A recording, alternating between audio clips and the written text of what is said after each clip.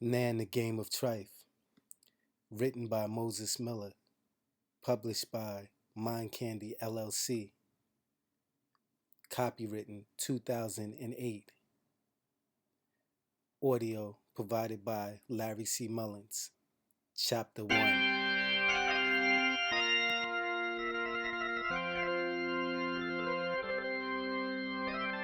A security monitor and four 20-inch RCA televisions were positioned at various locations throughout the finely decorated office space that occupied the second floor of Sonny's Chicken and Rib in the heart of Brooklyn, New York. Sonny's was a fixture on Myrtle Avenue that had been around since the late 70s. The S that should have been at the end of Rib was missing from the rickety metal sign that hung outside.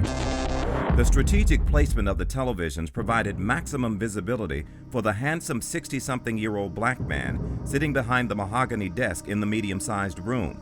His name was Sonny O'Neill. By all accounts, his hands touched the money generated from just about every illegal activity that took place in the borough of Brooklyn in one way or another. Sonny came to New York years ago when playing numbers was the only lottery in the ghettos and heroin addicts were too dignified to get high in public. He always had the uncanny ability to multitask and process huge amounts of information simultaneously. Sonny was a strategist and thinker that was well respected among his peers and feared by his enemies. By his calming demeanor, you would never know that he was also a heartless killer.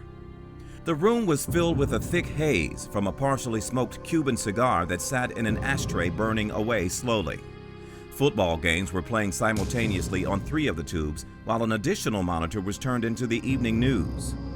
He squinted his eyes as he peered at the tubes, momentarily exposing a few wrinkle lines that were barely visible on his forehead. He needed glasses, but stubbornly refused to get his eyes examined.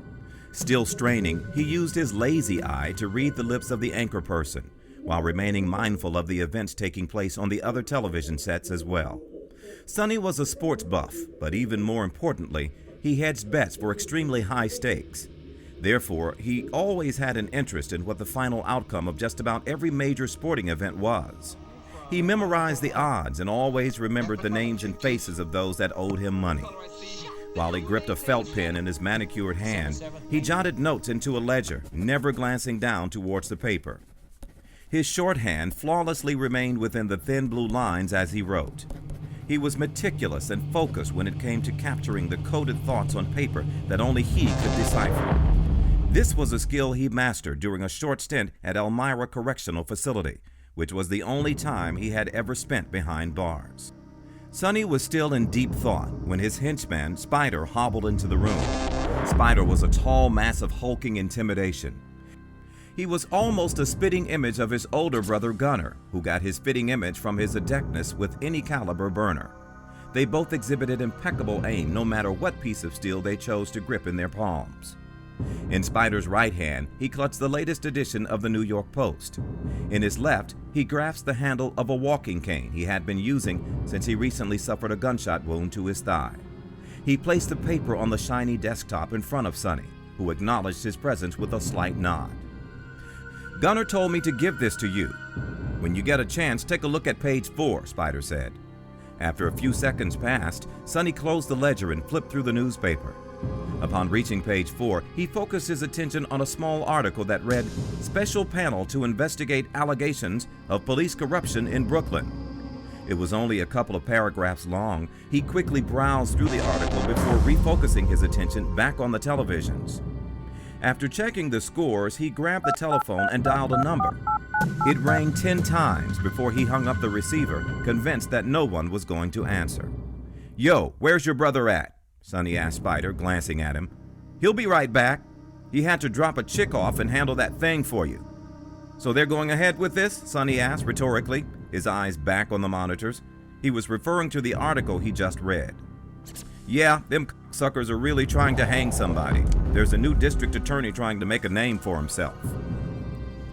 "What's his name again?" Sonny asked. "Giuliani, I think," Spider replied.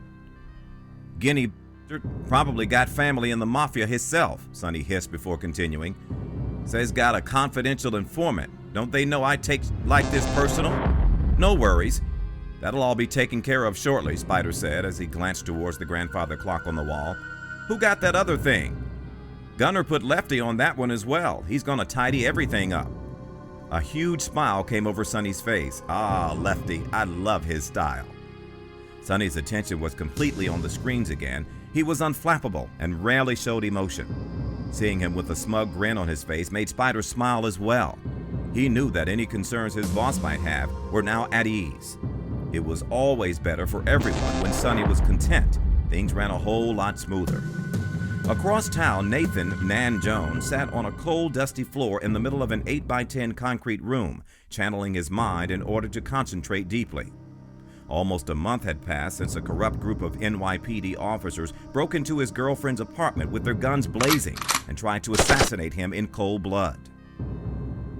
The dark yet peaceful surroundings of the underground sanctuary balanced his conflicting emotions and cast spells vanquishing his inner demons. The decrepit basement buried in the bowels of the Brooklyn Naval Yards had become his source of solitude. It was his hideout and the only place that shed a minuscule ray of light, unveiling who Nathan Jones actually was. Ironically, this was the very basement he was tortured in before defiantly turning it into a place of refuge. More importantly, this was where he stored his most treasured keepsakes and memorabilia. Old pictures of him and his parents, letters from his childhood girlfriend, LaToya, a get-well-soon card his most recent love, Leslie, had given him when he was in the hospital barely clinging to his life, and a blood-stained manuscript written by his best friend, Joe. Lately, he had been looking at each of these mementos daily. Each of them symbolized a life-changing event or an individual that meant very much to him. The common denominator was that none of them were physically in his life anymore. Even though they each occupied a huge piece of his heart, with the exception of LaToya, they were all deceased. Each one of them had been victims of extremely violent acts that he felt responsible for in one way or another. This weighed heavily on his dark, chiseled frame, the enormity of the events that marred his life since his parents were killed and had recently transcended into the realm of Nan's reality.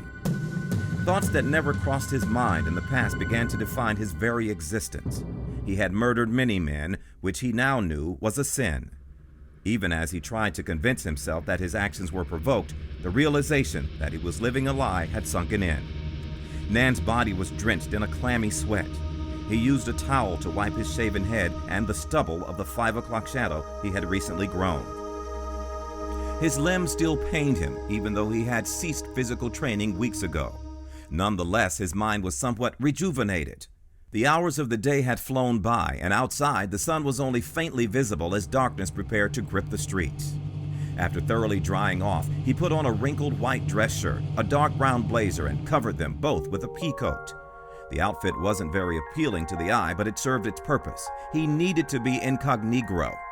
As he walked towards the rickety steps leading out to the basement, he placed a Yankees cap on his head and pulled it down so it nearly blanketed his eyes. Exiting the old building, he instinctively scanned the streets. It was quiet and the roads were bare. Nan walked a route to his left tonight for no other reason than to change things up. He had a car stashed in both directions and a few diverse routes that he used when he vanished into the night. For a wanted man, the only thing that should be routine is the constant change in your daily routine. However, recently he had been going against what he was taught.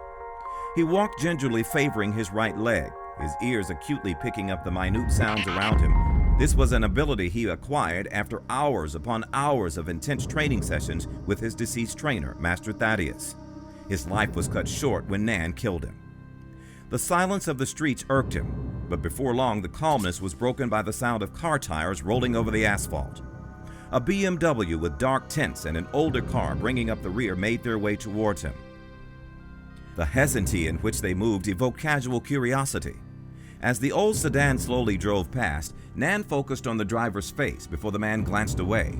He seemed out of place, but Nan forced himself to shake it off. In his peripheral vision, he followed the cars as they slowly disappeared down the street. He was a wanted man with a death warrant that had already been signed and sealed, but remained undelivered. Surveying the block again, he wondered if he was being overly cautious. The slightest thing seemed out of place. Everyone was beginning to look suspicious. Still in all, he planned on making the trek into Crown Heights that he had done on other occasions to visit Sarah Walker, or better yet, Sister Sarah, as he called her. She was his friend and also a retired nurse and devout God-fearing Christian who had recently come into his life. At 66, her tired eyes had seen so much. When Nan stumbled upon her, they immediately established an unbreakable bond. Something in his pain-stricken eyes reminded her of her deceased son. Nan never experienced what it felt like to have a grandmother, but imagined that if he had, she would have a loving and calming demeanor like Sister Sarah. There was a story for every wrinkle etched across her dark brown skin. She was the embodiment of love in every aspect of the meaning. Nan deeply appreciated the advice she gave him and the balance that she provided to his tumultuous life. Without a doubt, she served a divine purpose. After rounding a corner, he surveyed the block in detail, grateful that his car was still where he parked it. When he stepped off of the sidewalk, he paused in his tracks as he noticed a car that had just turned the corner. As it slowly crept towards him, Nan immediately detected that it was one of the cars he had spotted earlier. This time, the driver deliberately drove past without making any eye contact. An uneasy feeling came over Nan, but the sedan continued to drive by without incident. After making certain it wasn't a threat, he hopped into the car and slid into the broken driver's seat. The bolts that held the upper back support in place were stripped, causing the seat to recline all the way back. Fully concealed behind the cloaking that the darkly tinted windows provided, he let out a much-needed sigh of relief. The Chevy Nova's old engine roared when he turned the broken ignition. A hole in the catalytic converter caused the humming sound it emitted to be louder than normal. Thick smoke spewed out of the tailpipe as Nan threw the car in drive and crept down the street slowly. Sister Sarah lived on the first floor of a 3-story building approximately 20 minutes away. Nan traversed the less populated streets in order to avoid any unwanted attention. As he drove, he thought, and as he fought back his emotions once again. Ignorance was truly bliss. He loved Sister Sarah for finding him at the point in his life that she had, but hated the fact that she exposed him to the truth that shined light on all of his sins of the past. He was drawn to her. His heart yearned to hear the truth. Through her, he sought forgiveness for his sins. Before Nan knew it, he was thoughtlessly parallel parking his car across the street from Sister Sarah's building. Normally, as a precautionary measure, he wouldn't have parked so close. Since tonight was the last time he would be making this trip, he made an exception. Before stepping out of the car, he studied his surroundings keenly for a few minutes. Some children were out playing hopscotch as an elderly man and woman looked on through watchful eyes from the stoop of an adjacent building. They were the same couple that he saw the last time he visited. After he left the car, Nan walked calmly towards the building, respectfully nodding at the old folks on the stoop. Recognizing his face, they both smiled as Nan entered the small vestibule and made way to Sister Sarah's apartment. As he knocked on the door, he smelled the scent of fried chicken and baked macaroni seeping into the hallway. It reminded him of the times when his mother would prepare a Sunday meal, a time that seemed so long ago. When Sister Sarah answered the door, her signature smile was on her face. An apron with a plaid pattern covered her house dress. "Hey, Joey," she said enthusiastically as she saw Nan standing in front of her. That was her playful nickname for him. After all, she had assumed that was his name when they first met. It was the only name he had ever given her. "Hi, Sister Sarah," Nan responded as he gave her a peck on the cheek. They embraced warmly. Her dry, calloused hands felt hard as one would imagine a former sharecropper's hands might feel. "I was trying to surprise you with the going-away dinner, but time got away from me," Sister Sarah said with a smile. "Well, what you standing there for? Go on and have a seat now. I just have to put my biscuits in the oven." Nan walked into the apartment slowly, noticing some helium-filled balloons in the living room that said, "Bon voyage." Sister Sarah shooed him with her hand in response to his tentativeness. "Go on. I got these biscuits on. No time to be procrastinating. If you don't move your feet, then we don't eat. And you want to eat, right, Joey?" The plastic that covered the old cushion let out a hissing sound as Nan sat down on the sofa in the living room. There was a pitcher of freshly squeezed lemonade on the wooden coffee table in front of him. He poured a glass before settling back into his seat. As he savored the taste of the beverage, Sister Sarah walked back into the room. "Come into the kitchen, baby. The biscuits will be done in a few minutes." "You didn't have to do this," Nan said. "You're like my son, Joey. I couldn't let you leave without doing something special," Sister Sarah responded as she led him into the kitchenette. Nan followed closely behind her into the small room. An oak table covered with a white tablecloth sat against one wall, taking up half the room. There were settings for 3 already placed on the table. Even though none of them were matching, Sister Sarah did her best to make it look elegant. Silverware and cloth napkins were neatly positioned next to each plate. "Is Darius joining us?" Nan asked, noticing the extra setting. Darius was Sister Sarah's 16-year-old grandson who lived with her. "He said he was, but I don't know. It's so hard to keep up with that boy. He had to work, but who knows? A girl called for him the other day. I don't want him getting no girl pregnant out of wedlock. That's the problem with these kids now. Kids raising kids," Sister Sarah said, sounding like the protective grandmother that she was. "We had a good conversation yesterday. I don't think you have to worry about that," Nan replied. "I hope so," Sister Sarah said, pausing to stir her collard greens. "He's so hard-headed. I thought that introducing him to someone like you would help, but he doesn't listen to nobody.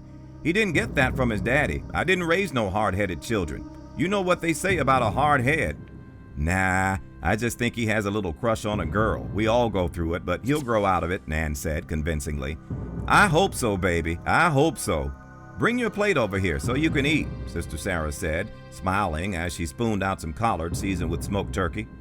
Nan rushed over with his plate, patiently waiting as she loaded it with macaroni and cheese, a couple of pieces of fried chicken, and homemade stuffing. Her motherly instincts kicked in as she advised, "Wash your hands, baby, before you eat." Nan smiled, sneaking a bite out of his chicken leg before he headed off to the bathroom. Sister Sarah was sitting at the table with a small portion of food in front of her when he returned. She took a few minutes to bless the food before they began to eat. She eyed Nan closely with a saddened expression on her face, which she tried to conceal. "What's wrong?" Nan asked before touching his food. "Today is bittersweet for me, Joey. My selfish side doesn't want you to leave, but the other side knows that it's for the best," Sister Sarah said as her eyes welled up with tears. "I feel the same way. I mean, you're like the grandmother I never had. And you remind me so much of the son I lost," Sister Sarah said, interrupting him politely as she wiped her eyes with the napkin. "Let's just eat before we turn this joyous occasion into something sad." They both ate in silence. A few minutes passed before they heard the front door of the apartment make a creaking sound and then slam shut. Footsteps could be heard, followed by the bathroom door closing and water running shortly thereafter. "Is that you, Darius?" Sister Sarah asked, receiving no response. A few minutes later, Darius walked into the kitchen, pulling a Champion sweatshirt over his head. His 5'10" lanky frame appeared deflated. His skin was flushed, eyes bloodshot red, and his demeanor noticeably awkward. "Hey, Grandma," Darius mumbled weakly as he grabbed a drumstick off the stove. "Boy, you know better," Sister Sarah replied angrily, but Darius continued eating, ignoring her rants. Throat-tight Darius said, "What's up, Joe?" He barely made eye contact as he chomped down on the chicken. "Nothing much, just getting ready to bounce," Nan responded. He could sense that Darius was acting cold. "I know, that's why I stopped by. I can't stay though," Darius replied as he glanced towards the clock on the stove. Sister Sarah shook her head annoyingly. "Do you know what time it is? On Joey's last day with us, you couldn't even make the time to be here? What could be so important that you have to leave?" "I gotta go, Grandma," Darius said disrespectfully, shrugging his shoulders. "It's all right," Nan interjected, attempting to defuse the situation. "I appreciate you stopping by. Before you go, can I kick it with you for a second in the living room?" Darius nodded his head and grabbed another drumstick off the stove before walking into the living room. "Excuse me, Sister Sarah, I'll be right back," Nan said before he followed Darius. They stood in front of each other in the living room without speaking. Darius fidgeted nervously with his arms hanging at his sides in a gesture of exasperation. His emotions were uncontained and the tension was obvious. Nan attempted to clear the air by breaking the silence. "Yo, what's wrong with you?" Nan asked. Darius didn't respond, instead looking off into the corner of the room at nothing in particular. "Like I told you, it's a cold world, but you're gonna have to step up and be a man. Your grandmother needs you," Nan said as he glanced at the right side of Darius's face, noticing a gash from his forehead to his cheek. "What happened to your face?" Darius ran his hand, which was also scratched, across his face. After noticing a small trickle of blood on his fingertips, he turned around and in a hoarse mumble said, "I gotta go," before opening the front door of the apartment. Only Nan's eyes pursued him. He wanted to follow, but he also knew that if it was him, he would want to be left alone. So instead, he closed the door behind him just as Sister Sarah walked into the room. "I hate to eat and run, but I have a long ride ahead of me," Nan said. "I know. Here, I want you to take this," she said before handing him an envelope. By the feel of it, Nan could tell there was money inside. He was about to refuse the gift, but Sister Sarah shook her head and sternly said, "You better not give that back to me." Nan tucked the envelope in his pocket as she embraced him lovingly. "I can't believe that boy ran out of here in the middle of the night. I hope he gets his mind right soon enough." "He will," Nan responded. "We just have to pray for him. You're just leaving New York, but you're not leaving our lives. God has a purpose for you, Joey." She always told him that, and it made him feel special each time she said it.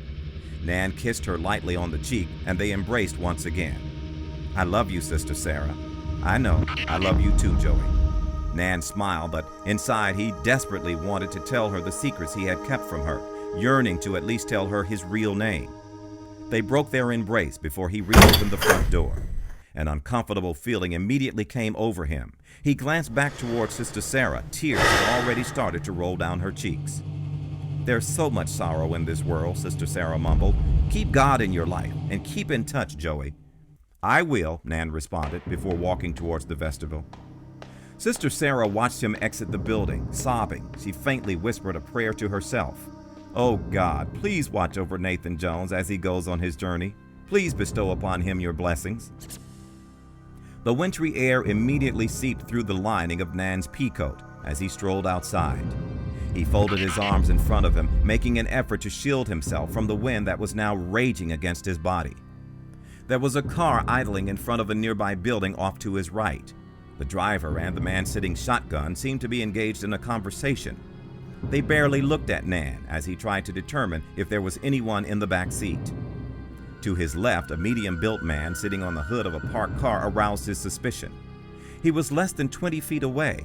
Their eyes met one another's briefly before the man struck a match, lighting the cigarette that he clasped between his lips. Nan recognized the face. In his inner mind's eye, he recalled the moment when he'd seen the man earlier. That moment when he drove past Nan slowly and deliberately looked the other way, played back in his mind like a beta tape. As the wind continued to blow, the smell of the sulfur from the matchstick filled Nan's nostrils. With his senses increasingly heightened, he could hear and smell just about anything now. His intense training had blessed him with the ability to filter out distractions, to recognize any possible threats. He felt endangered. Continuing across the street at a natural pace, his skin prickled as he got within 2 steps of his car. There was movement in the shadows behind him. It was quick, but noticeable nonetheless. His stomach became uneasy as his abdominal muscles hardened. Nan grabbed the car door handle with his left hand and slowly reached into his jacket pocket with his right. He was reaching for his gun. Unfortunately, he didn't have any weapons on him. At that very moment, the feeling of nakedness came over him. As he opened the door, he glanced at a reflection in the window, noticing that the man with the cigarette was now creeping up behind him. He was less than 15 feet away. When Nan stepped into the car, he heard the engine of the vehicle that had been idling a couple of buildings over heighten to a thunderous roar. Then the tires shrieked against the gravelly pavement. Nan thought about God briefly as he plopped his body into the driver's seat of his car. He quickly reached his hand beneath his seat, fishing around for the gun he had left there. After a few frantic seconds passed, he came up with nothing, yet he knew he had left a gun there the day before. Just as the tires of the car came to a screeching halt alongside him, Nan said a silent prayer to himself before turning the ignition. A killer grasping a black Tech-9 assault pistol unsteadily held his hand out of the window and squeezed down on the trigger with purpose. His arm jerked wildly as the automatic spit multiple bullets from its 32-round magazine. Nan slipped into deep meditation as the first volley of bullets riddled the side windows of the old Nova. Focusing his mind, he heard someone closing in on him quickly. The man with the cigarette ran to the front of Nan's car and fired his own barrage of bullets into the windshield. He held his breath before exhaling deeply and closing his eyes. He envisioned his mother's beautiful face smiling at him, holding his hand. He imagined finally being able to see her again, the moment he longed for. Outside on the street, there was a shrill scream, "Joey!" It was undoubtedly Sister Sarah. An unsettling calmness gripped the block for a fraction of a second before a gruff-voiced male venomously spewed, "Silence that bitch!" What followed was an explosion of bullets echoing throughout the narrow street, followed by another hauntingly frightening scream.